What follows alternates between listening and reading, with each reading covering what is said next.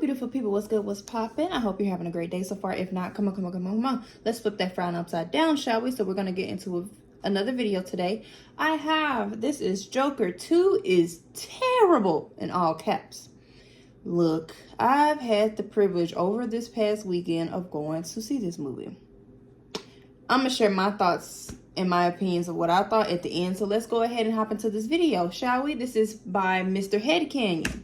Joker 2 is a disaster, a disappointment, and the worst superhero movie of the year, with Madame Web's permission, of course. Today in Mr. Headcanon, we're going to explain why, without any spoilers, in case you hate yourself and still want to watch the film. The story is very simple. We see Arthur Fleck's life in Arkham, and he's going to be put on trial for the murders he committed in the first movie. Yeah, we know there's no way Arthur can go free, but what's at stake is whether the guy is insane or if he was aware of his actions. I don't get it. The prosecutor tries to prove that Arthur knew exactly what he was doing, but the defense attorney says that he actually has a split personality and that he suffers dementia. This is presented from the very first scene of the movie and will be the main theme from start to finish. You may be thinking that there has to be something more, but this is the story. There's nothing else. Yes, I have to admit that this time, director Todd Phillips didn't just copy and paste the script from a movie from the 70s. It would have been easy to draw inspiration from One Flew Over the Cuckoo's Nest, but here he wanted to do something new, more original, super risky, and different from all the releases of the year. There's a good use of color, using yellow tones when Arthur is happy and blue when he's depressed, like in the first movie. And there are some good camera shots, like placing the camera almost at ground level when Arthur is being dragged through Arkham. It gives us the feeling that we're being dragged along with him, but the premise does not work. If you saw the first movie, you already know that Arthur doesn't have a split personality. Arthur and the Joker are the same person. This isn't a case like Two-Face. To make things worse, Todd Phillips doesn't do a good job selling us this idea. Throughout the entire movie, we hear a bunch of people saying that maybe Arthur has a split personality, but we never believe it because Arthur doesn't act like that. He doesn't talk to himself, we don't hear voices in his head, and his attitude changes radically in only one scene. Bored.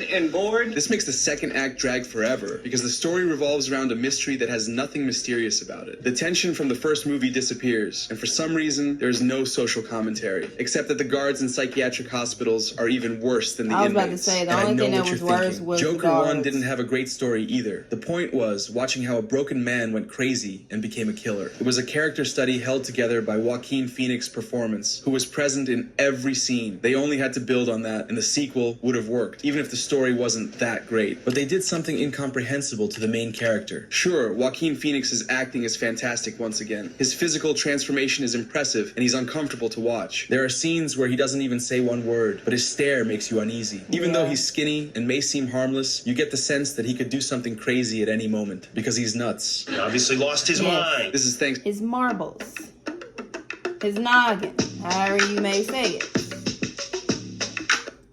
This is thanks to the actor, who's great, but since we don't see anything new about the character, it can feel a bit repetitive. I'm not taking anything away from Phoenix, but the script didn't give him anything new to work with. And it gets worse. We barely see the Joker. I know it sounds weird. At the end of the previous movie, Arthur had become the clown, but it turns out he stopped being the Joker off screen. We spend the entire movie following a guy who's pitiful, seeing how he's mistreated, manipulated, and how he suffers all kinds of abuse. That worked in the first movie because it was the character's origin story, but here it feels repetitive and out of place. It's like if, in Spider-Man 2, Peter got bitten by a radioactive spider again, had to learn to use his powers again, got bullied again, and had to overcome the death of a loved one again. Well, now it's That's not why people go to Some comedian will leave a comment saying that people can't relate to the Joker anymore because now he has a girlfriend, but that's not the problem. The character no longer works because it feels like he's regressed, like he's gone back to being the failed comedian from the first act of the previous movie. We already saw that story, and I don't want to feel sorry for this guy after everything he's done. I understand they didn't want to show the Joker killing people for 2.5 hours to avoid being too grotesque, and because he's a character that has more impact when we see him for a short time. But what we got was Arthur trying not to be the Joker, as if Todd Phillips regretted the reception the first movie got, and was trying to convince the audience that the Joker isn't a role model because he feels guilty about his actions. But everyone already knows that. This is the story of a serial killer, not a superhero. On top of that, we don't even see the Joker breaking out through Arthur's subconscious, or taking over his body when he feels weak. In Joker 2, we see Arthur playing the Joker for 7 minutes. Just 7 minutes. I needed more development. That's it? There's less of the Joker than in the first movie. More but hey, plot. if the story doesn't work, and the message doesn't work, and the protagonist doesn't work, work, maybe the co-protagonist does work. The new addition in the second part is Lady Gaga as Harley Quinn, who's way better than I thought she'd be. It was obvious she was going to crush it in the musical segments because she sings and dances like a goddess, but her acting is great also. She doesn't have a physical transformation like Phoenix, but in every scene she's in, it's clear that she's a messed up, smart, and manipulative woman who lies to everyone and has an unhealthy obsession with Arthur Fleck. Gaga is one of the few redeemable parts of the movie, and her relationship with Arthur is also pretty convincing. Maybe their romance is a bit rushed, because Arthur falls madly in love with Harley after talking to her for 2 minutes, but their interactions work. They're both completely crazy, and they complement each other. They feel they're the only two people in the world who can understand what the other is thinking. I'm not crazy. Maybe I'm crazy in love. But sadly, Gaga's character isn't perfect. She's crazy since she shows up, so she doesn't have any development. We don't see how Arthur drags her into madness because she's already insane. If anything, it's the other way around, because this version of Harley Quinn is way smarter than this version of the Joker. That twist could have been interesting, but for it to work well, they needed to give Lady Gaga more screen time. We needed to see things from her perspective, to know her origin story, where she lived, and to see her relationships with her loved ones. But Gaga only stars in 3 scenes without Joaquin Phoenix, and her character doesn't have any closure. Without spoiling anything, the same thing happens with the other characters. Joker 2 has more supporting characters than the first movie, but they all end up going nowhere. Brendan Gleeson acts really well as one of the guards at Arkham, and has more scenes than I thought he would, but at one point, his character just vanishes, and that's it. There's an inmate who follows Arthur everywhere, but his story wraps up off screen, and what happens to him doesn't affect the plot at all. In the trailers, we were told the prosecutor accusing Arthur is Harvey Dent, but by the end of the movie, we don't know what's going to happen to him. The only one who does have closure is Arthur, but it's a terrible ending that makes you want to set the theater on fire. Ever seen so much Made me so And mad. I haven't even talked about the songs yet. Ever since Warner announced this would be a musical, a lot of people lost their minds because not everyone likes that genre. I'm one of those people. It totally breaks the immersion for me when, in the middle of a super tense scene, all the characters start singing and dancing like they're in the middle of a party. Since Phillips knew many people feel this way, he decided to make the musical numbers take place in Arthur's mind, as a dreamlike representation of his madness. And all the songs are pretty short. There are no 5-minute dance scenes like in La La Land, so if you don't like musicals, maybe those scenes won't bother you as much. But the thing is, the songs don't quite work either. These scenes have 3 problems. The first one is that they didn't use original songs, which is something that typically happens in musicals, where the songs are composed exclusively for the movie. In Joker 2, they use covers of well-known songs. And yeah, I have to admit that Lady Gaga sings beautifully, and Joaquin Phoenix acts while singing as if he's angry but also on the verge of laughter. But since the songs are not original, the lyrics don't quite match what's happening or what the characters are feeling. The second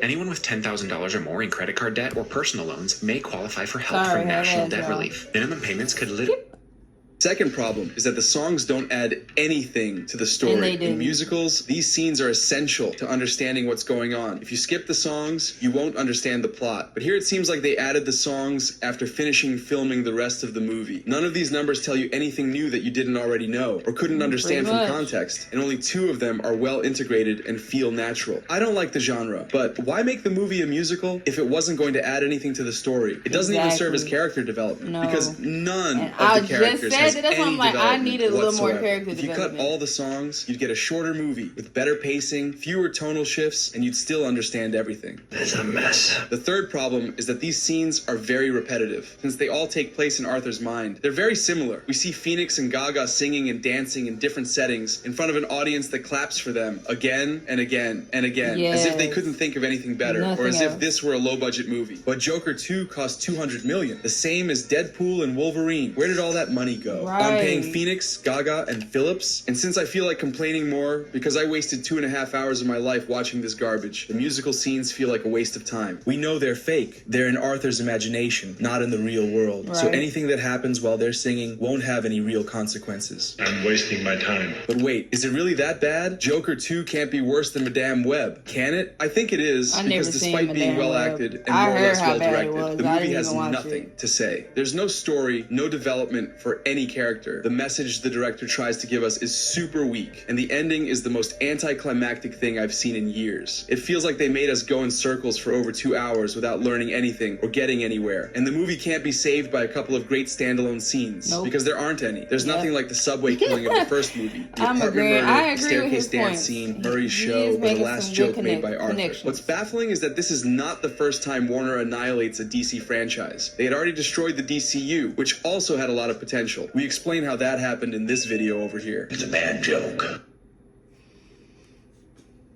Okay. So yeah, that was Joker 2 is Horrible by Mr. Headcanon. Like I said, I was giving my opinions at the end. I had the pleasure this past weekend of going to watch this movie. Save your money. You hearing it from me, myself. Save your money. Because a lot of his points, without trying to spoil anything, he is correct. The character development didn't go anywhere. Like he said, it was pretty much a repeat of number 1. And that's what it was, but with singing and dancing. Like, that's all it was.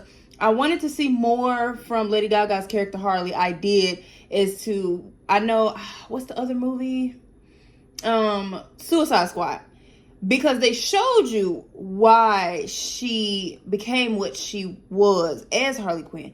In this movie, we didn't get none of that. That's why I'm like, we didn't get none of that. They were just already madly in love. Like, he just knew who she was. She was already Harley. He was already so-called Joker. And I feel like the character development got lost in the plot.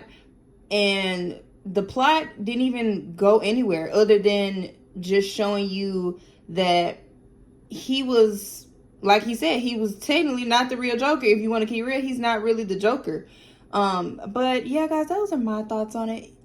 If I were you, if like he said, if you into musicals, that's fine and dandy. That if that's your thing, then you'll probably like this movie. And you know what's crazy? I'm in the middle. I would say when it comes to musicals, like it has to be it has to really catch my attention within 30 seconds. After a while, all the singing and dancing, I'll be just about to be ready to head out. I'm not really like a die-hard fan when it comes to musicals, but I can sit there and watch a cool musical. I can sit there and watch a play, no problem. But like I said, it has to catch my attention. It has to intrigue me, interest me within like the first 30 seconds to like 2 minutes or so. If not, I'm gonna head out. Okay, but yeah, in my opinion, save your money if you can save your money. Wait until it come out, see it on Netflix, wherever they drop it, and see it for free. Don't waste your money on this, because it didn't do it for me. Okay, it just didn't do it for me. But yeah, guys, that was Joker 2. Let me know down below in the comments on your thoughts about the movie. If you have had the pleasure of going to see it, let me know what you thought about it. Leave some feedback on some other videos that you want to see on this channel. Other than that, like this video, subscribe to my channel, okay? And I will see you in the next one, and share this video